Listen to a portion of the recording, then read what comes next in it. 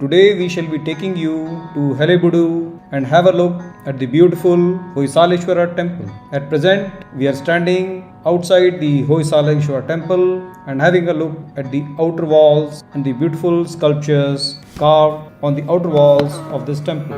Looking at the outer walls of this beautiful temple, we find sculptures of different gods, goddesses, deities, apsaras, mythical creatures, and many others. The walls have various icons and iconographies from the epic Ramayana, Mahabharata, Bhagavad Purana, and many other texts. Here we find Lord Narsimha, Brahma, Vishnu, Shiva, Parvati, Krishna, and many other gods, goddesses, and deities. Today we shall be having a detailed look at the temple architecture in minute detail and try to understand and study the temple art of this beautiful temple. This temple has been covered in 5 parts. In the first part, we shall be talking about the history and the beautiful sculptures on the outer wall of this temple. This temple is located at Halebedu in the Hassan district, Karnataka, India. Halebedu is at a distance of 17 kilometers from Belur and around 30 kilometers from Hassan city and 210 kilometers from the Bangalore city.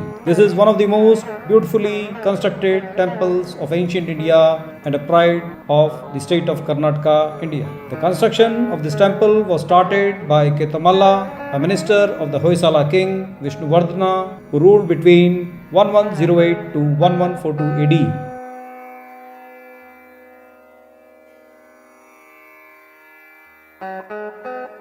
This is the passage from the entrance of the temple complex towards the main gate of the temple. If we come in, we find a high platform in the front on either sides. This high raised platform was not originally a part of this temple complex. On the left side of the high platform, we find a grand sculpture of Lord Ganesha, and on the right side, we find the symbol of the Hoysala Empire. This Ganesha statue was not originally a part of the temple complex, but later, due to the efforts of Archaeological Survey of India, this Ganesha sculpture was brought here and now is a part of this main temple complex. On the right side is a symbol of the Hoyasala Dynasty, wherein we find a young boy killing a lion. This is a huge temple complex, and here we have the plan of this temple complex. In the plan, we see the letter H. The letter H indicates the Hoyasala temple, and the letter S stands for Santaleshwara temple. The Hoyasala temple represents the masculine aspect of Lord Shiva, and letter S, the Santaleshwara temple, represents the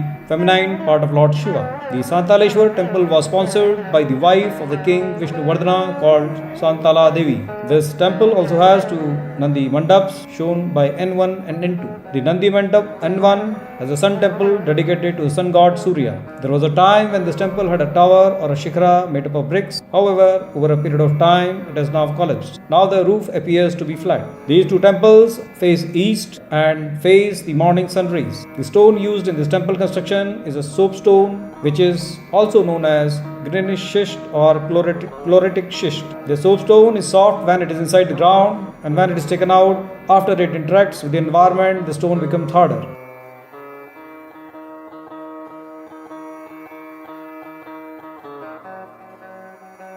The temple construction started in the year 1121 AD. The chief architect of this temple was Kedaroja. The construction of this temple was completed in the year 1160 AD during the kingship of the Hoysala king Narsimha I, who ruled between 1142 AD to 1173 AD. This temple is dedicated to Lord Shiva, but it has many facets which show iconographies of Vaishnavism, Shaktism, as well as many other Vedic gods.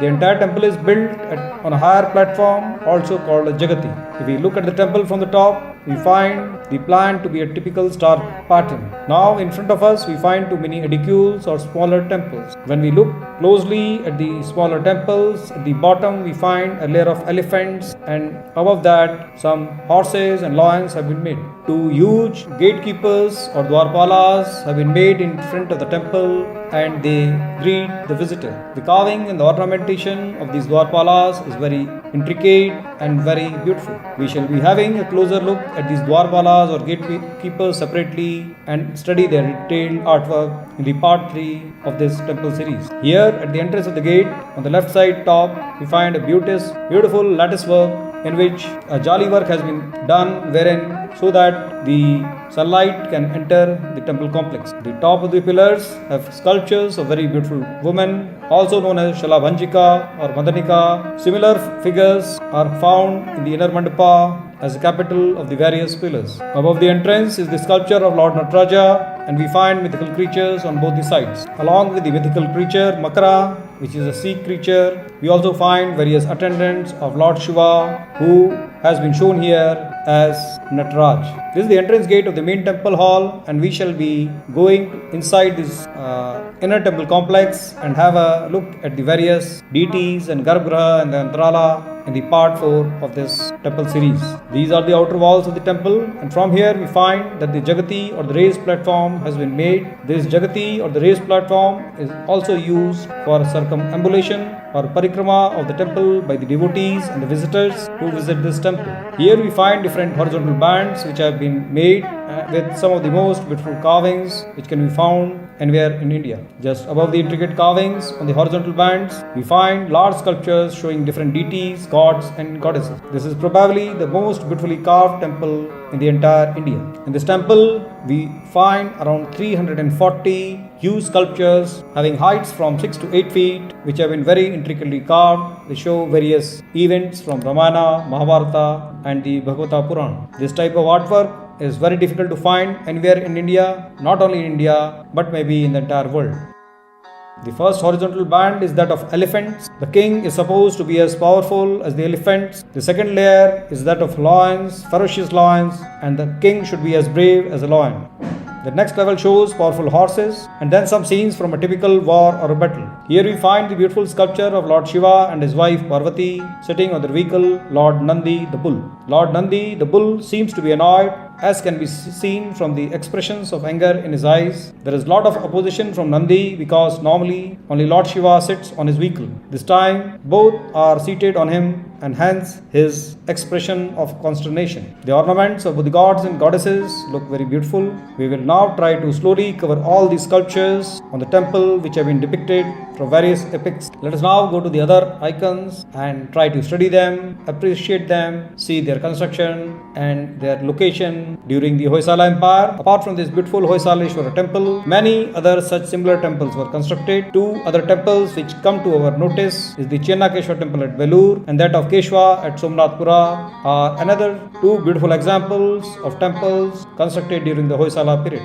Here we find a typical scene from a war or a battle, and just above it we find the mythical creature Makara, which is a sea creature. The sea creature has been made with various organs taken from different animals. The tail is from peacock, the body seems to be that of hippopotamus, and various other organs from horse, lion, elephant and many others. And then we find the beautiful sculpture of Lord Krishna lifting the Govardhana mountain. There is a story that once Lord Indra became angry with the people, and in order to teach them a lesson, he showered torrential rains in the city of Mathura. The city was getting inundated, and then the people of the city appealed to Lord Krishna, who then lifted the mountain Govardhana like an umbrella. All the animals, birds, snakes, all living beings, including men and women, came into the mountain and finally were saved from the torrential rains and the flood caused by the anger of God Indra. This inundation of earth has many similarities in many other religions, and a similar story is also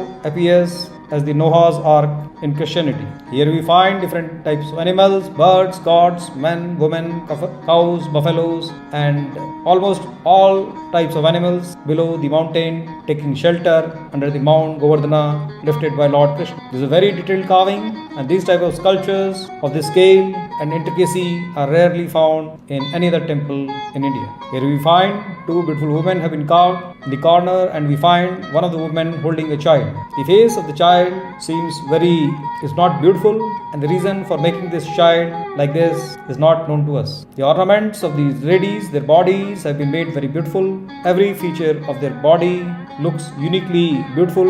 A closer look reveals their beautiful dress, which might have been been the dress or the uniform of those times. Here we find another deity which looks like a ferocious goddess, probably Chamunda Devi, and at the bottom we can see on the right and the left side two human bodies which are almost skeleton without any muscles. They appear to be just bones, but despite the body being made up of bones, we also find that they have been provided with very beautiful ornamentation. The goddess has a human skull in her hand, and there's a dog which we can find near her feet.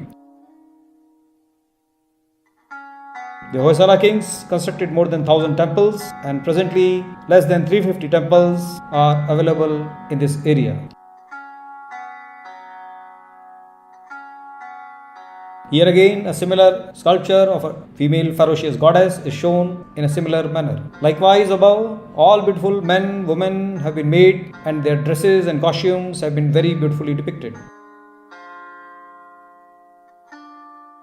Here we find the sculpture of the Mahabharata hero Arjun, who participates in the marriage of Draupadi, where the princes are supposed to look at the water below and the image reflection of the eye rotating fish at the top. Arjuna, while looking down in the mirror image of the fish, shoots the arrow above and gets his aim. Here we find Brahma, Vishnu and Mahesh, the trinity which have been sculpted very beautifully. We are attempting to cover the details of this temple, as most of the people who visit this temple normally are in a hurry and are not able to appreciate the various stories behind these sculptures. Here we find Lord Shankar and Parvati ji. Parvati ji is sitting on the left thigh of Lord Shankar, and below we find some of their attendants. Photography in this temple is not an easy job because the quality of the video or the photograph depends on the direction of the sun. If the direction of the sun is right, then the quality of the video is very good. However, if the direction of the sun is in the opposite direction, then there are lots of dark areas where we are not able to capture the beauty of this temple properly.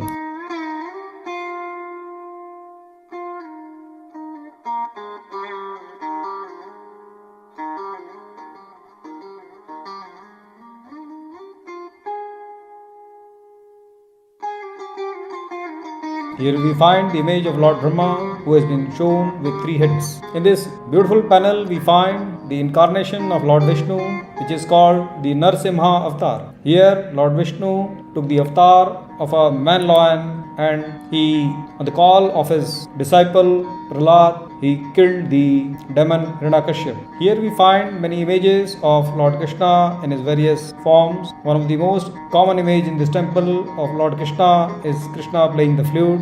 This image is known as Murli Krishna and has been very beautifully depicted.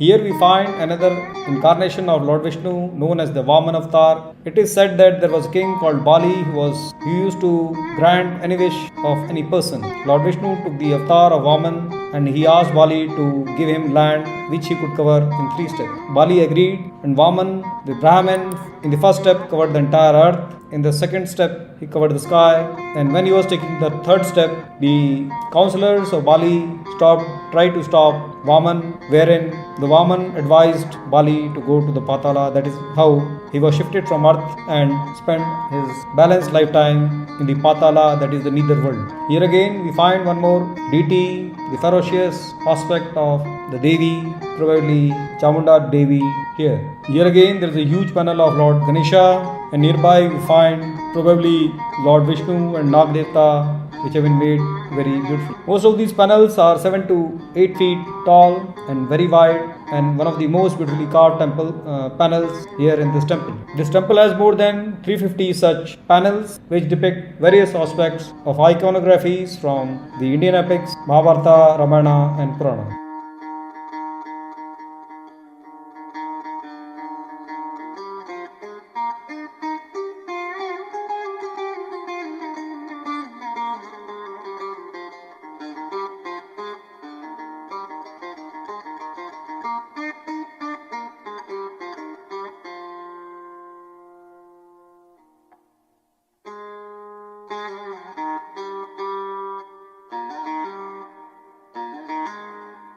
Here we find Lord Indra and also Lord Vishnu along with his vehicle, the Garuda, the mythical bird. Here in the center we find Lord Indra seated on an elephant with his wife Indrani.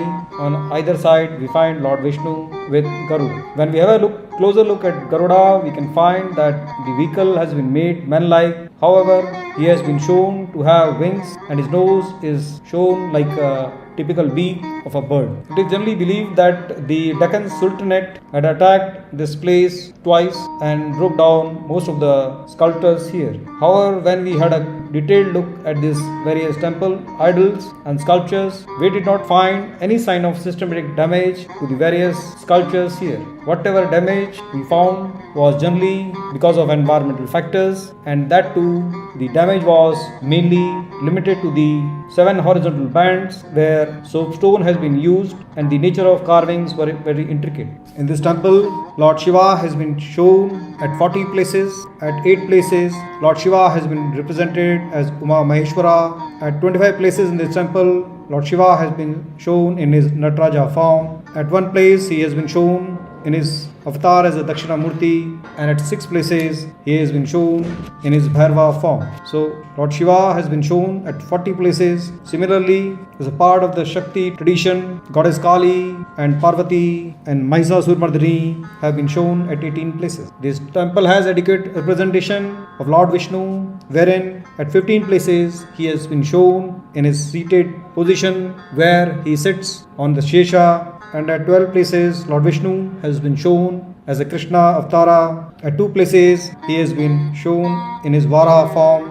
In 4 places he has been shown as Narsimha Avatara, and 1 each as a Vaman Avatara and Trivikrama Avatara. So Lord Vishnu has been depicted at 35 places. Similarly, we find Harihara has been shown at 1 place, Lord Ganesha at 4 places, and Lord Kartikeya, the son of Lord Shiva, at 2 places. Goddess Saraswati has been shown depicted at 9 places in this temple complex, and then we have the Vedic gods Surya and Agni, which have been shown at 4 places. When we see this temple on the northeast of the outer walls, we find a court scene, Bhairava, Bhairvi, Samudra Mantana, musicians with their instruments, Shukracharya, Kach Devani story, Lakshmi, Uma Maheshwari, Vaman, Trivikrama, Indra story, Veerbhadra, etc. On the southeastern part of the temple, we find various dancers, Bhairav, Bhairavi and Uma Maheshwara. On the northeastern part of the southern temple, we find Krishna Leela, Vasudeva in prison,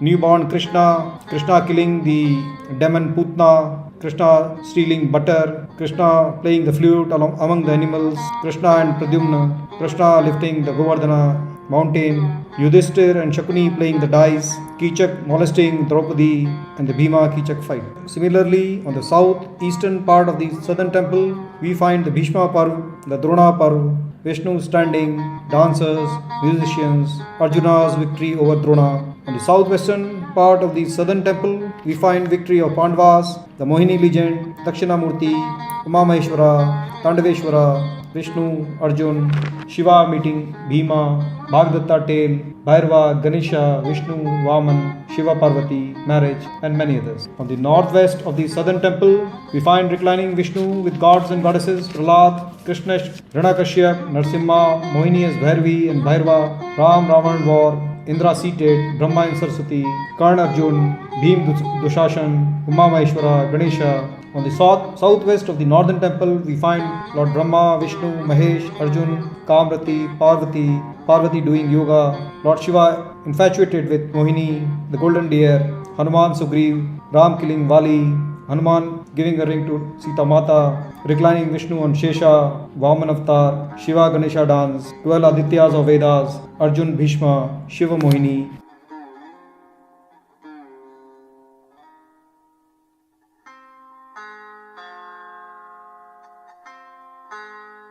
Here we find two beautiful images, sculptures of the sons of Lord Shiva, that is Lord Ganesha and Lord Kartikeya. Both these sculptures are very beautiful, highly detailed and carved together on the outer wall of this beautiful temple. And at last, on the northwestern part of the northern temple, we find Nataraj in his Tanda form, Devi Durga and Saptamatrikas, Abhimanyu, Krishna Arjun war, Nataraj, 8 Rudra forms, Mohini dance, Bhairavi, Saraswati dance, Angry Narsimha, various forms of Vishnu, dancing Ganesha, Mahishasur Samhara, and many others.